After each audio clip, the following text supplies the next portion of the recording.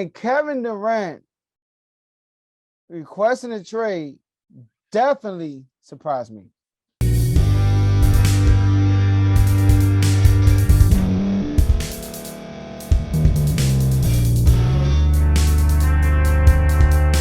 Welcome to Refuse to Lose. My name is Joe Jordan. I'm your host today. Today we're going to talk about Kevin Durant, y'all, requesting a trade out of Brooklyn.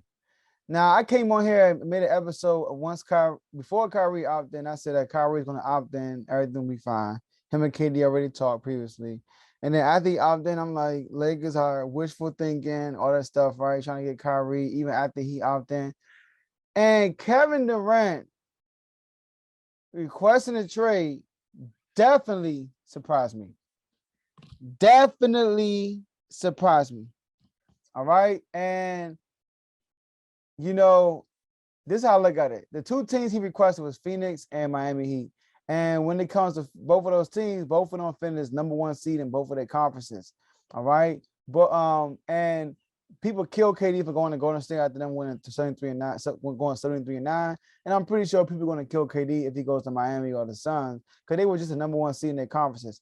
Only difference is I don't think it's that bad, because the Suns, although they had the best record, they got knocked out in the second round by the Mavs, who only got one star. All right. And then you got the Miami Heat, who everybody never respected them all season. Nobody respected them until like late in the playoffs. But nobody respected the Miami Heat all year, including myself. Nobody was calling Jimmy Butler a superstar, but I'm pretty sure if he goes to Miami, people are going to try to paint that picture. Oh, he had to join Jimmy Butler. But at the end of the day, no matter where Kevin Durant goes, he will be the best player on that team. And if Kevin Durant, let's say, goes to another team like the Suns or Miami, and let's say they win 2 championships there, nobody's going to remember 20 years from now. Like, think about this. The people that make judgment on who's the GOAT today are guys between the ages of 25, I would say 50. Then you got people like Skip. I think Shannon Sharp was over 50, Stephen A. Those guys are, they're around that age range, but Skip is more like in the 70 range. But 25 to 50, right? So 30 years from now, let's say 30 years from now, I'll be 60, I'll be 62. So I will be still making my judgments, but literally there'll be kids that are 40 years old, that will be making more of a judgment who the GOAT is. And nobody's going to backtrack and remember KD went to Golden State when they were 73-9.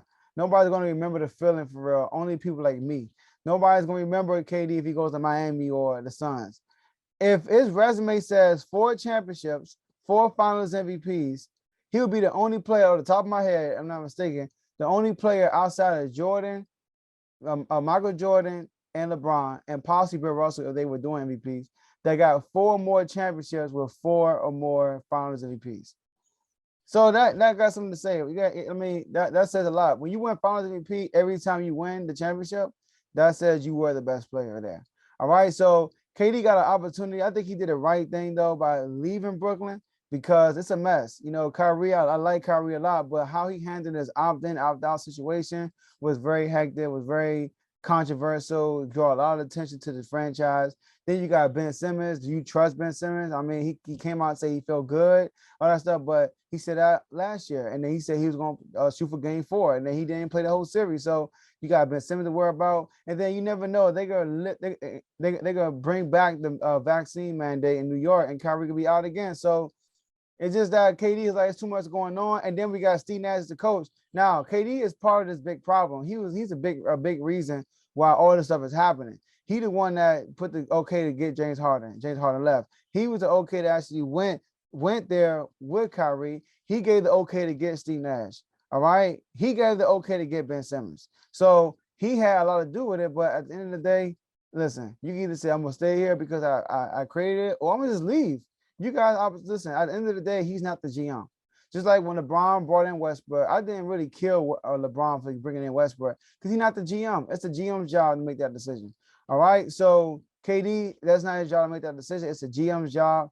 And obviously the GM was just acting like a puppet, doing everything that they were saying. He's finally putting his foot down, but I guess it's too late. So KD is leaving. I think it's the right opportunity for him and for the not for the franchise for KD, but I think it's a great opportunity for him. And then by him leaving, there's a high chance that Kyrie's leaving too. So, excuse me. So we'll see where KD's going to go. I think. Listen, my dark horse pick is Portland Trailblazers. I think it's the Portland Trailblazers. All right. So that's all I have for you guys today, and I'll see you next episode.